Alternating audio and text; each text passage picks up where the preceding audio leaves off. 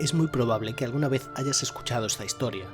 El éxito de Dragon Quest en Japón fue tan grande que, desde la salida de su tercera entrega, las autoridades pidieron a Enix que sacaran los próximos juegos los sábados y no entre semana, para evitar que los niños faltasen a clase y los adultos al trabajo.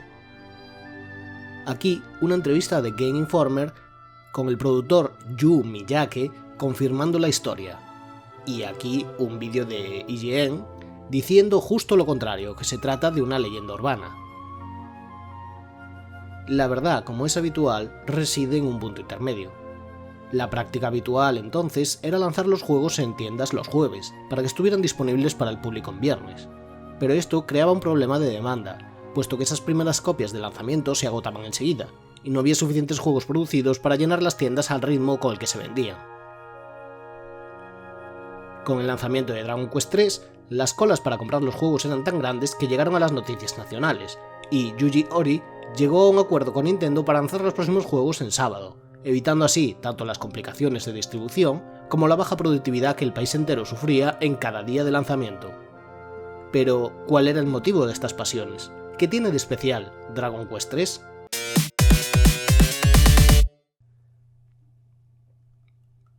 Ya establecida como una franquicia de éxito, la tercera entrega de Dragon Quest cerraría el círculo de una trilogía volviendo al origen de todo, Erdrick, el misterioso héroe de leyenda de quien seguimos los pasos en el primer juego.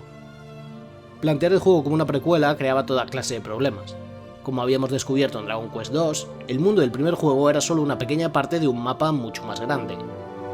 Pero incluso ese nuevo mapa ya había sido explorado por los jugadores y creaba limitaciones a la hora de diseñar nuevos desafíos.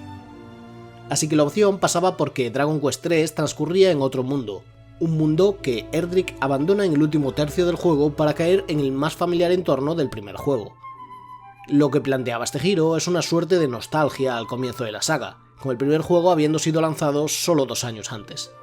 Este retorno acabaría siendo una de las marcas de la saga, una familiaridad y nostalgia que acogen al jugador, mientras que los aspectos más técnicos son pulidos, entrega a entrega, y el riesgo toma forma de historias algo más elaboradas pero nunca melodramáticas.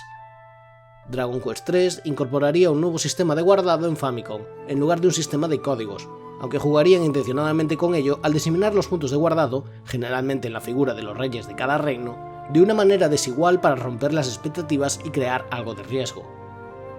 El combate se profundizó más, dando más matices a los viejos y nuevos enemigos que encontramos.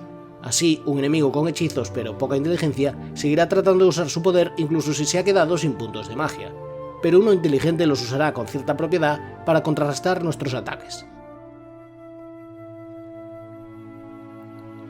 Pero sin duda el elemento más importante de esta entrega es el equipo. Mientras que Dragon Quest 2 nos había ofrecido por primera vez compañeros predefinidos que combatían a nuestro lado y nos obligaban a gestionar más de un personaje, Dragon Quest 3 permite una total configuración de personajes a nuestro gusto. Podemos elegir entre 9 oficios distintos, diferenciar entre sexo masculino o femenino, ponerles los nombres que queramos e incluso, más adelante en el juego, evolucionar sus profesiones. Aunque estos eran elementos heredados de Dungeons & Dragons, Wizardry y Ultima, aspiraciones de Yuji Ori, hay que compararlo con su rival directo, Final Fantasy, para entender la novedad del sistema. La entrega de Square no vería un sistema similar hasta Final Fantasy III, 2 años más tarde. Otras mejoras de calidad de vida incluyen un banco que nos permite guardar objetos para liberar espacio del inventario o dinero para no perderlos si morimos, un nuevo vehículo aéreo que se suma al barco de la anterior entrega, un sistema de viaje rápido más elaborado que nos permite elegir a cuál de los anteriores destinos visitados podemos dirigirnos, y, como mayor novedad, un sistema de día y noche que avanza cuando nos desplazamos por el mapa global, permitiendo que entremos en algunas localizaciones a una hora distinta, cambiando radicalmente lo que allí ocurre y obligándonos a actuar en consonancia. Por último, un nuevo elemento fueron los sistemas de apuestas. Si bien la entrega anterior nos permitía jugar a unas rudimentarias tragaperras en forma de ticket de lotería, ahora podemos buscar en varias ciudades sótanos de apuestas ilegales, donde los distintos enemigos del juego pelean entre sí, un elemento ligado a la saga ahora y para siempre.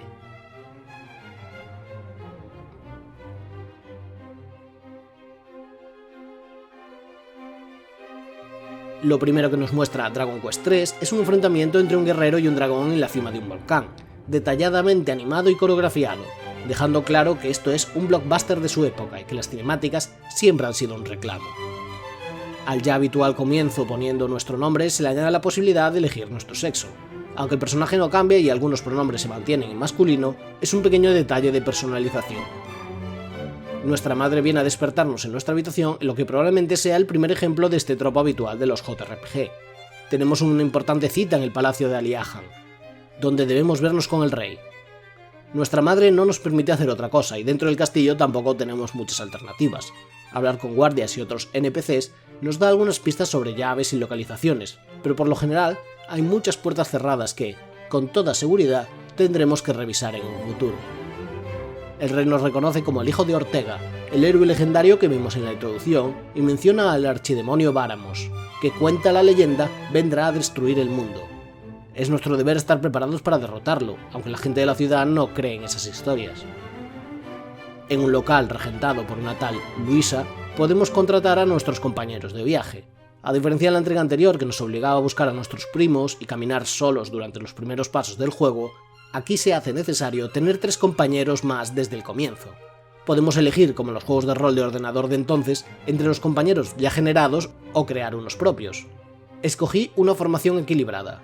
Además de mi héroe, contaría con una guerrera, llamada Valeria, una peregrina o curandera, llamada Mercy, y un mago llamado Gandalf. Tampoco hacía falta ser muy original. Nuestras primeras pistas nos llevan a escuchar hablar de la llave del ladrón, robada al mismo por un mago que se esconde en la torre de Najima. Hacia allí es donde nos dirigimos.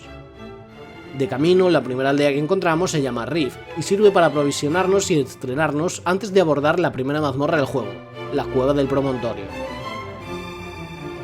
La cueva es, como siempre, un laberinto diseñado para confundirnos con sus múltiples salidas, pero pronto ascendemos bajo la torre.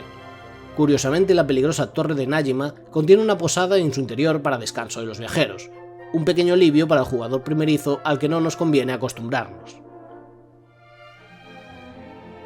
Varios pisos después, el anciano en lo alto nos entrega la apreciada llave que abrirá algunas de las puertas del juego, entre ellas una que nos permite tomar un atajo por el bosque y volver a Liahan para ver qué nos hemos dejado atrás. En una habitación, un anciano nos entrega la bola mágica que nos permitirá usar el portal hacia otro continente. El portal se encuentra en una nueva mazmorra llamada la Cueva del Engaño. Tenemos que dar un gran rodeo para sortear los agujeros del suelo que siempre nos llevan a un nivel inferior y nos obligan a volver a hacer el camino, pero pronto encontramos la salida. Allí colocamos la bola mágica en una pared y esta nos abre el camino de manera ominosa. Así llegamos al reino de Romali. La corona de su monarca ha sido robada por un hombre llamado Kandar, y se nos pide que lo recuperemos. La única pista es que Kandar se encuentra en un lugar conocido como la Torre de Champagne. En el subsuelo de Romali encontramos una novedad en la saga, un casino donde podemos apostar en peleas de monstruos. Aunque la entrega anterior contaba con billetes de lotería, este nuevo añadido sería un germen para la colección y captura de monstruos en posteriores de entregas que no se olvidarán de incluir casinos y serán la inspiración para una saga casi desconocida de RPGs llamada Pokémon. No hay muchas más opciones que dirigirse hacia el norte, a la aldea de Kanabe, y equiparse bien. Allí escuchamos a una pareja hablar de cómo la aldea próxima de Noaniels ha sido hechizada por los elfos para que todos sus habitantes se queden dormidos. Llegando a Noaniels, confirmamos los rumores, pero también encontramos a escondido al último habitante despierto de la aldea. que menciona que los elfos llegaron del oeste. En la aldea élfica no vamos a recibir mucha colaboración, tan solo la información de que el enfado de la reina que ha causado la maldición se debe a que un humano ha secuestrado a su hija y robado el rubí de los sueños. Parece apropiado, entonces, descender a una cueva próxima llamada la Cueva de los Sueños. La Cueva de los Sueños ha sido un punto de giro en mi partida. En primer lugar, porque me quedó claro para siempre que la clase mago de Dragon Quest es absolutamente inútil. La magia puede ser poderosa, pero falla con mucha frecuencia. Su nivel de vida siempre se mantiene muy por debajo de lo esperado, con lo que hay que protegerlo constantemente. Además, como es más vulnerable y puede morir con más frecuencia que el resto del equipo, esto significa que al comienzo de la partida consigue mucha menos experiencia en combate, por lo que mantenerlo al mismo nivel que el resto del equipo es una tarea a tiempo completo. Cansado de tener que repetir esta misma mazmorra una y otra vez tratando de mantener vivo a Gandalf, decidí seguir avanzando sin él. Por el camino mi curandera, Mercy, también tuvo que morir, pero mi héroe y mi soldado no solo avanzaron sin mucho problema, sino que, además, adquirieron más experiencia al tener que repartir los puntos entre menos personajes. En lo profundo de la cueva encontramos el Rubí de los Sueños, dentro de un cofre junto a un mensaje. La princesa elfa no había sido secuestrada, sino que había huido con su amor prohibido, un humano, y, aparentemente, se habían suicidado juntos. Pero, antes que nada, volvamos a Liahan, vendamos todas las posesiones del mago y mandémoslo de vuelta al banquillo en el local de Luisa para hacernos con... no sé, probemos con el payaso. No puede ser peor, ¿verdad? Ups, resulta que la clase bufón tiene la posibilidad de no seguir las instrucciones del jugador el 75% de las veces. A cambio, su actitud arbitraria implica que a veces lanza hechizos poderosos. Devolvemos el Rubí de los Sueños a la reina elfa, que lamenta los errores de su pueblo que han llevado a la muerte de su hija y nos entrega un polvo mágico con el que despertar al pueblo de Noaniels. Gracias a ello, ahora podemos usar los servicios del pueblo para descansar. En Noaniels, la gente habla de un lugar llamado Asaram, un lugar que, al parecer, Ortega, tu padre, visitó en el pasado. Al sudeste encontramos la ciudad de Asaram. El ambiente nocturno es un poco distinto al de otras ciudades, con tiendas abiertas solo durante la noche, y una pitonisa que nos adivinará el futuro, o una masajista que nos ofrece un servicio especial, según la traducción que tenga el juego. Más al este de la ciudad se encuentra una cueva donde una puerta cierra el paso. Tenemos que encontrar la legendaria llave mágica que se encuentra cerca de Isis, el reino del desierto. Atravesar el desierto no es fácil, pero una vez en Isis podemos conseguir el brazalete del meteorito escondido detrás del castillo, un complemento que mejorará nuestra agilidad. Al norte de Isis descansa la pirámide. Además de muchos enemigos y ciertas trampas, tenemos que ascender hasta enfrentarnos a varias momias guardianas. Su derrota supone hacernos con la ansiada llave mágica. Esta llave abre nuevos lugares en todas las localizaciones previas, con ítems y dinero para recompensar nuestra curiosidad, pero de momento necesitamos volver cuanto antes a la cueva al este de Asaram. Atravesamos la cueva hasta dar con Norut el enano, descubriendo que la cueva parece no tener otra salida. ¿A dónde debemos dirigirnos entonces? Si nos desplazamos al oeste de Romali, encontraremos un templo cerrado con la llave mágica. Tras él está el pasaje a la ciudad de Portoga. El rey de Portoga tiene una pequeña obsesión con la pimienta negra y nos pide que vayamos a buscar algo en los reinos del este. Para ello nos otorga un pergamino real con el que convencer a Norut el enano de que nos deje pasar. Norut abre un camino secreto hacia un nuevo continente, más peligroso. Al sur se sitúa la ciudad de Baharata.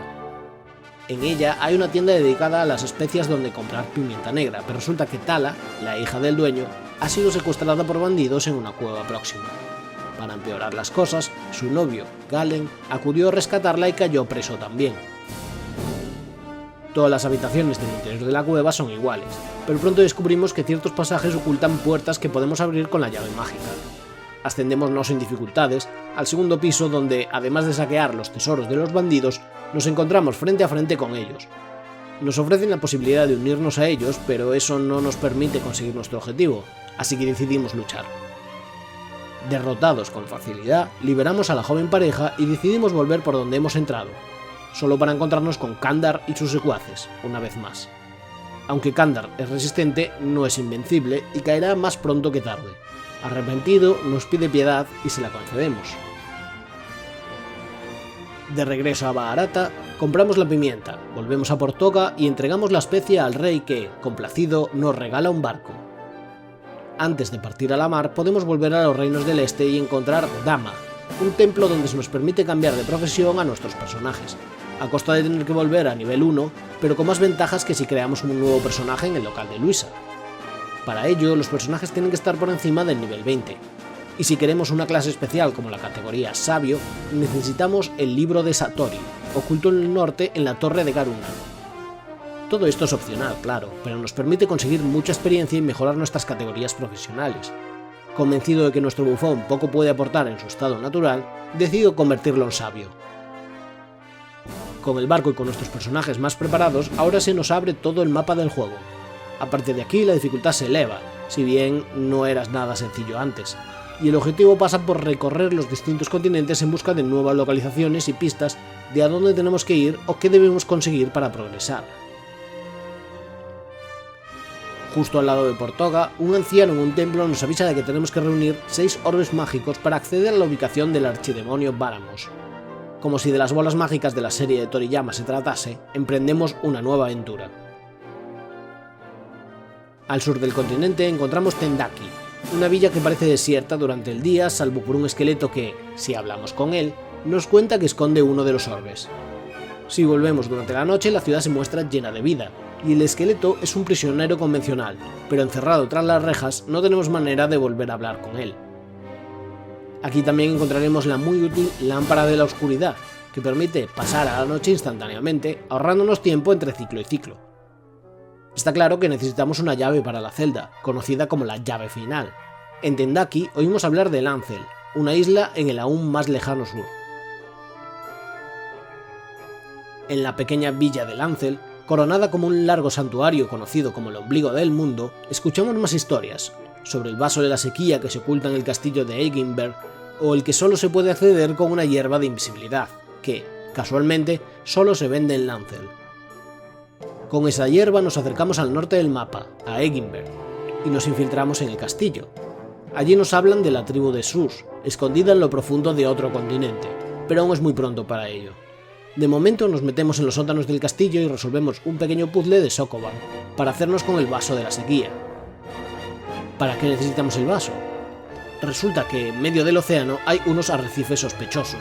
Si usamos el vaso sobre los arrecifes, se alza un templo, y en su interior un cofre, y en su interior la llave final. Antes de liberar al prisionero podemos llegar al misterioso reino de Jipan. Allí gobierna Himiko, la líder de una tierra donde se hacen sacrificios rituales a una criatura llamada Orochi. Himiko no quiere saber nada de unos extranjeros, y algunos ciudadanos, temerosos de los sacrificios de doncellas a Orochi, se ocultan. En una cueva próxima, no demasiado profunda, podemos encontrarnos el famoso Orochi. Este jefe es el nuevo pico de dificultad del juego, que exige que al menos nuestros personajes estén a un nivel 21 o superior. Por suerte, la cueva es un buen sitio para farmear experiencias sin excesivos riesgos. Orochi ataca 2 veces cada turno y uno de sus ataques es una llamarada que daña a todos los miembros de nuestro equipo. Hasta ahora, el juego no había mostrado la disposición de las anteriores entregas a batallas tan tácticas, pero eso se ha acabado. Orochi pide toda nuestra concentración. Necesitamos bajar sus defensas y ralentizar sus movimientos mientras subimos nuestra defensa y agilidad, al tiempo que no dejamos nunca de atacar. No es sencillo, pero una vez entendido esto se resuelve rápido. Orochi, malherido, huye por un portal. Si lo seguimos nos encontramos en los aposentos de Himiko, también malherida. Al hablar con la líder de Jipan, esta confiesa que ella es Orochi y Himiko solo un disfraz. Podemos guardar su secreto y perdonarle la vida, o matarla aquí mismo para conseguir nuestro primer orbe, el orbe púrpura. Esta segunda pelea es idéntica a la anterior, pero convenientemente preparados resulta más rápida. Al norte de Jipan descansa la villa peor comunicada de todo el juego, Muor. Aquí nos confunden con un tal Papagatero, un individuo que pasó hace tiempo por allí y a quienes todos tienen en buena estima. Colándonos por la parte de atrás de un edificio descubrimos que nuestro parecido con Papagatero es que se trataba de nuestro padre, Ortega. Así recibimos una pistola de agua, que no se puede equipar y no sirve para nada. Al oeste de Portoga se encuentra un sospechoso descampado entre los árboles. Si exploramos, encontraremos a un anciano que quiere fundar allí una ciudad. A cambio nos pide que dejemos aquí a un mercader. Como en mi caso no llevo ningún mercader en el grupo, toca volver al local de Luisa y crear un nuevo personaje. Dejamos a Saúl en el descampado con el anciano, esperando que la ciudad progrese y evolucione en un futuro. Nos dirigimos en busca de la tribu Sus, de la que nos habló el rey de Eggenberg. Allí descubrimos que aquí está el origen del vaso de la sequía y varias pistas sobre su uso, que en mi caso llegan tarde. También hay un caballo que habla, con lo que el juego acaba de mejorar muchísimo. Pero lo importante es que hablan también de la flauta de eco, un instrumento que sirve como radar para encontrar los orbes perdidos, emitiendo un eco cuando un orbe se encuentra cerca. Así que aquí estamos en busca de un radar de Dragon Ball. En el oeste del continente está la Torre del Arpa y en su mismo centro un cofre que guarda la flauta de eco. Para llegar hasta allí tenemos que ascender hasta el 5.º piso, mantenernos sobre cuerdas y dejarnos caer en el centro. Ahora, con la flauta, será más sencillo encontrar el resto de orbes. Volvemos a la celda del prisionero de Tendaki durante la noche, usando la llave final para que su espíritu nos haga entrega del orbe verde. Al sur del continente de Su, en lo que parece Argentina, se encuentra la guarida de los piratas.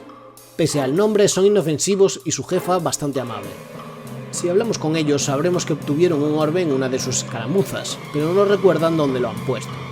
También hablan de un barco fantasma que han visto en sus aventuras y de que la única manera de encontrarlo es con un hueso de marino. Fuera de la guarida, oculto bajo una piedra, encontramos un acceso al sótano, y en él el orbe rojo. Lo siguiente es probar suerte en el ombligo del mundo, el santuario del pueblo de Lancel. Aquí solo podrá acceder el personaje de nuestro grupo que se encuentra en primer lugar de la formación. Por lo general esto significa nuestro héroe. Enfrentarse a una mazmorra nosotros solos, tras haber sido acompañados durante todo el juego hasta este instante, supone un importante desafío, pero si vamos bien preparados es tan solo una prueba de resistencia más que de fuerza o habilidad. Al final de un largo pasillo, donde rostros en las paredes nos ruegan que nos demos la vuelta, encontramos el orbe azul. ¿Cómo le irá a la ciudad donde dejamos a Saúl el mercader? Gracias a ser un nuevo punto de comercio, la ciudad va creciendo poco a poco y Saúl se vuelve la figura central. Tanto es así que pronto se convierte en rey y le pone su nombre a su ciudad. La última vez que lo visitamos, los ciudadanos habrán revelado y encerrado a Saúl en la cárcel. Buen trabajo, camaradas. Gracias a ello, obtenemos el orbe amarillo que Saúl ocultaba en su palacio. Podemos pedirle a Saúl que se una a nosotros, pero dado que ha pasado tanto tiempo y solo estaba a nivel 1, es mejor continuar con el equipo que ya tenemos. El reino de Samanao, nuestra próxima parada, está rodeado de montañas, así que la única forma de llegar es usar los portales diseminados en distintos santuarios, tratando de encontrar la combinación correcta. Una vez alcanzado Samanao, nos encontramos que está teniendo lugar un funeral. Al parecer, el rey mandó ejecutar a un siervo que lo injurió y ha encarcelado a varios disidentes. La gente está sorprendida por la repentina crueldad de su monarca. Por supuesto, vamos a tener que meter las narices de lleno en este misterio. En Samanao también oímos hablar de Simon, alguien que poseía la espada de Gaia que permitía romper montañas. El problema es que Simon fue encarcelado hace años en una isla y no se ha vuelto a saber ni de él ni de la espada.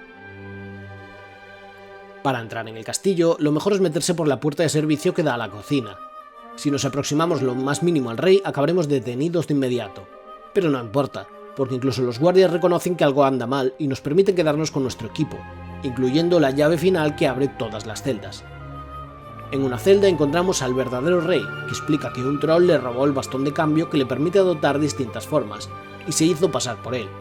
La única forma de revelar la verdadera forma del troll es con el espejo de Ra, convenientemente oculto en una cueva próxima. Por una pared falsa podemos salir de la mazmorra por el cementerio. La cueva de Samanao no es muy larga o compleja, pero abundan los mimics, y encontrar el cofre con el espejo nos obliga a interactuar con todos esos cofres falsos.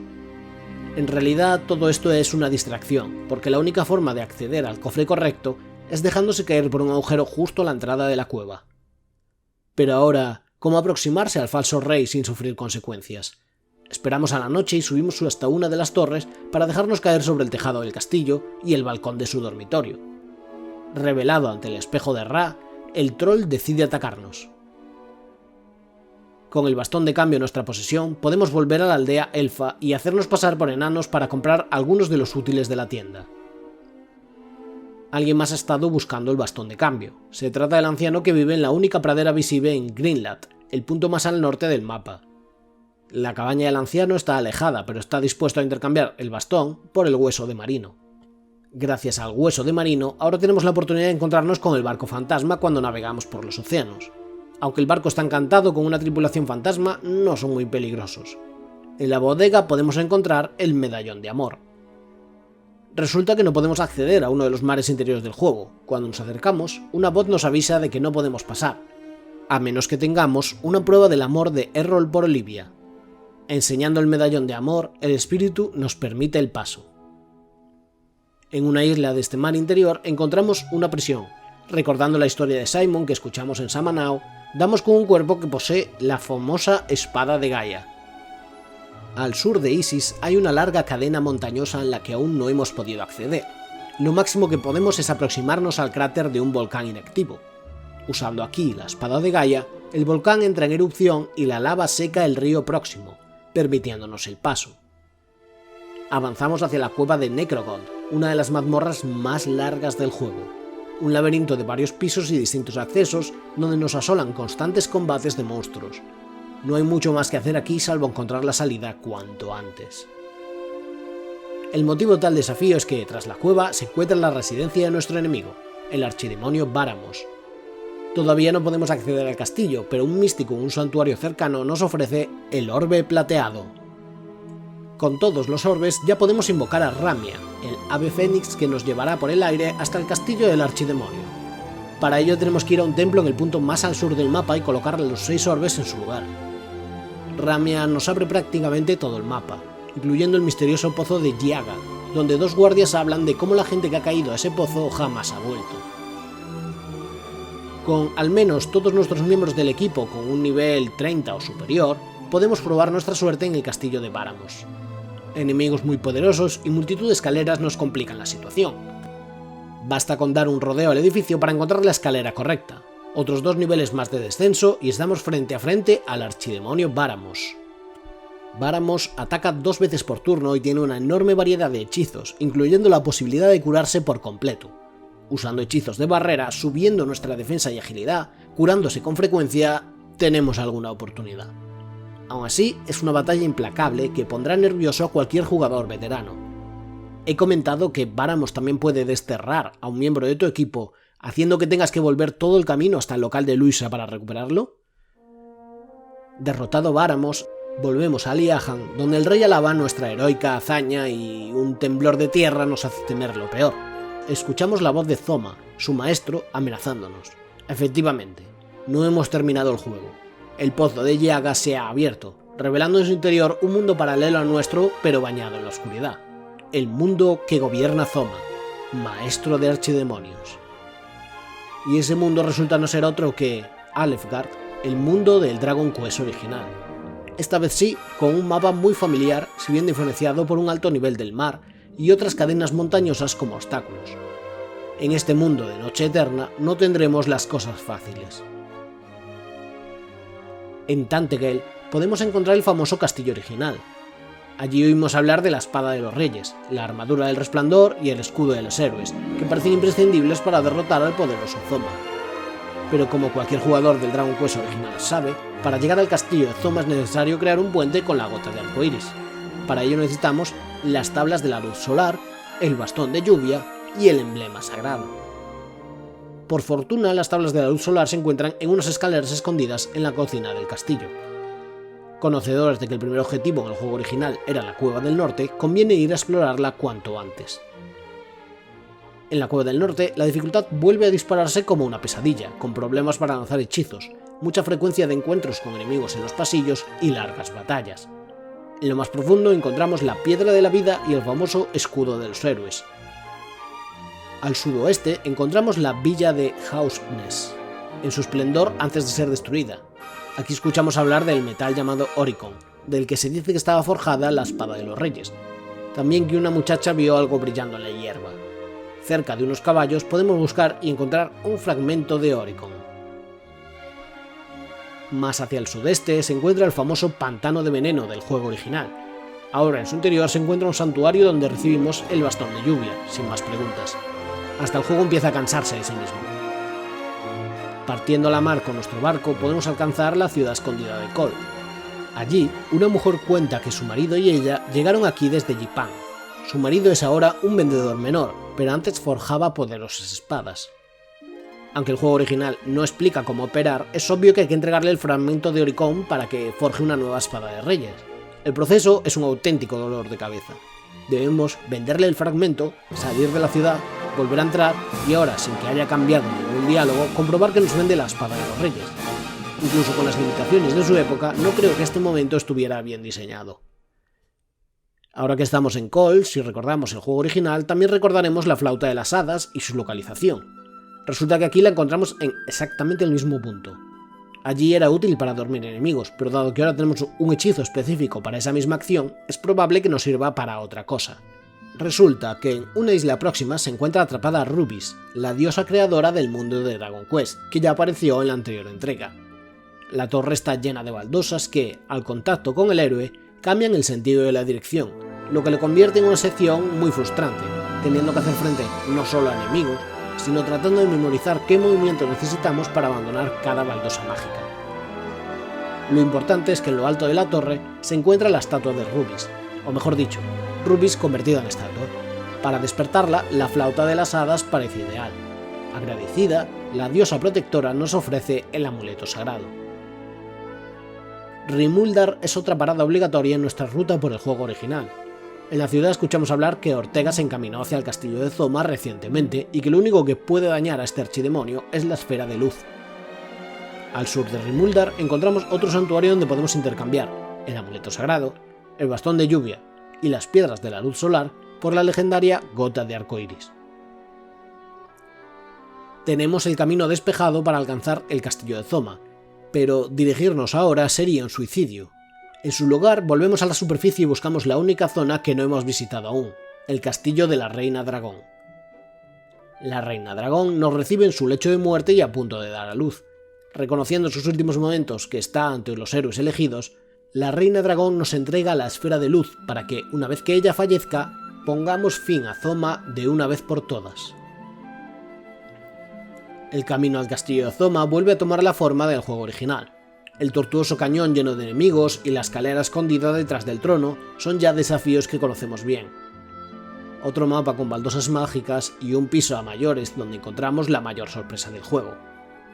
Resulta que Ortega no estaba muerto, sino que seguía peleando todos estos años.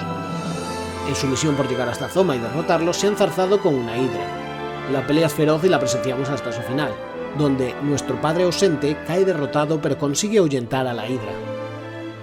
Ortega, que no nos reconoce en su delirio, nos pide que volvamos a Liahan para contarle su historia a su hijo. Pero nosotros ya la sabemos, la hemos vivido. Cargados de furia nos encaminamos al último escenario, los aposentos de Zoma. La malvada criatura es espeluznante, pero antes de ser dignos de su atención debemos derrotar a sus 3 siervos. El primero es la hidra que hemos visto antes, ataques dobles y aliento de fuego que daña a todos los miembros de nuestro equipo. A estas alturas ya sabemos cómo lidiar con esto. El segundo es Baranos, o al menos alguien que se le asemeja. Mantiene todos sus trucos, pero además causa algo más de daño. Es un combate duro, sobre todo si no hemos podido descansar del anterior, pero si lo derrotamos de una vez, podemos hacerlo de nuevo. El último son unos esqueletos que, sorprendentemente, no son tan difíciles como los 2 sirvientes anteriores. Solo se encuentran aquí para desgastarnos aún más antes del inevitable enfrentamiento final. Ahora, frente a Zoma, vemos su verdadero poder. Ataca 2 veces con frecuencia con un aliento de hielo que no podemos contrarrestar, y causa daño a todo el equipo.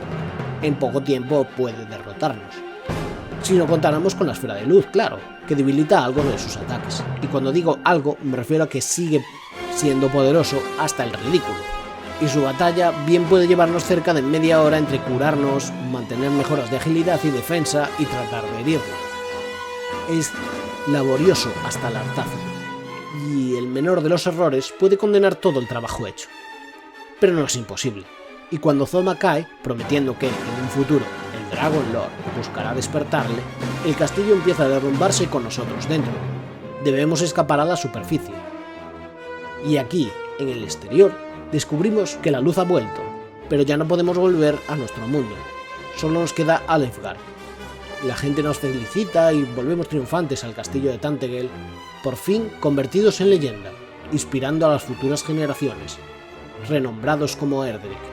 El héroe más grande de toda la saga Dragon Quest puede descansar.